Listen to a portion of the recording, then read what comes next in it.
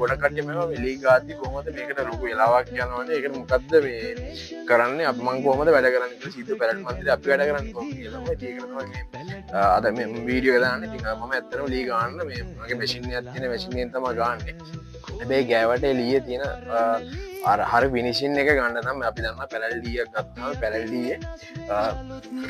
මේ ලියක් ගත්තා මේක මෙන්න මේ වෛරන් වගේ පේනවා මේක දැන් ගාපු ලියක් නෙමෙයි හොඳ ගාපු ලියක මේක සම්පූර්ණ වෛරන් එනවා මේක වෛරන් සම්පූර්ණයෙන්ම පේනවා ඒ පේන්නේ නම් අනිවාර්යයෙන් මැෂින් එකේ කොච්චර ගාවත් ග්‍රයින්ඩර් කරන්න ඕන ග්‍රයින්ඩර් කරද්දී අපි මම භාවිත කරන්නේ මුලින්ම 40 කොලකින් ගාලා ඊට පස්සේ 120න් වගේ ගානවා ඊට පස්සේ තමයි මේක හරිය ෆිනිෂින් එකක් එන්නේ ලීයේ මේ වෛරන් ටික හරියට මතුවෙන්නේ ඉතින් මේ කතාව දැන් තමයි මේ මාතෘකාවට එන්න හදන්නේ මේ ග්‍රයින්ඩරේ දැන් අපි ඉස්සර වැලිකොලේ යලවලා මේ මල්ටි බොන් ගාලා හරි යලවලා වේල් එක ඉඳලා ලොකු වෙලාවක් කියන එක තමයි දැන් විසඳුමක් ගන්න මේ වැලිකොල රවුම් එන්නේ මේ රවුම මෙන්න මේක වෙනම ඩිස් එකක් තියෙන්නේ මේකට අපි මේ ඩිස් එක තමයි මේ තියෙන්නේ මේකට අපි කියන්නේ වෙල්කෝ පොලිෂ් පැඩ් කියලා කියන්නේ මේකේ කහ පාට එකකුත් දෙනවා මේක රතු පාට එක මේකේ වර්ග දෙකක් වෙනවා මේක එළිය කළු පාටයි මේක ඇතුලේ කියලා මේ රතු පාට මේ රතු පාට මේකේ තව වෙනවා කහ පාට එක කහ පාට එකේ පාවිච්චි කරන්න පුළුවන්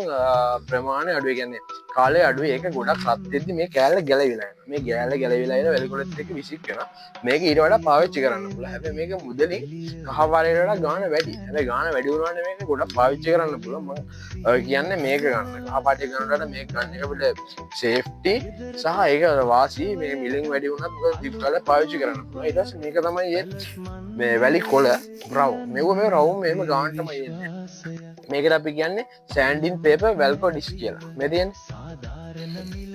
මේක එනවා 40 නම් 40 120 120 නම් අපිට ඕනම ප්‍රමාණයක එනවා දැන් මගේ මේ ගයින් එක 4 රයිස් එක 4 රයිස් එක සයිස් කොළ සහ ඩිස් එක තමයි මේ තියෙන්නේ දැන් 4 ගයින් එකට 4 එනවා අපි දන්නවා ඒක සයිස් වෙනස් වෙන එකට මෙහෙම එනවා මේක ඇත්තටම අපිට පහසුයි මොකද මේ කොලේ ගාලා ඉවරලා මේක අයින් කරන්න උනාට පස්සේ මෙහෙම අලවලා අපි දැන් මේක ගාලා මේක සම්පූර්ණ ගාලා ඉවරුනාට පස්සේ මේ කොලේ මෙහෙම අපිට ගලවලා අයින් කරලා එතෙන්ට අලුත් කොලයක් අරගෙන අපිට මේක අලුත් කොලයක් අරගෙන අයින් වලවන්න පුළුවන් මේ ගැලවෙන්නේ ඇලි ගාලා ඉතින් මේක පහසුයි මේ ක්‍රමය භාවිතා කරන්න කියලා මම ඕගොල්ලොන්ට කියනවා ඇත්තට මේ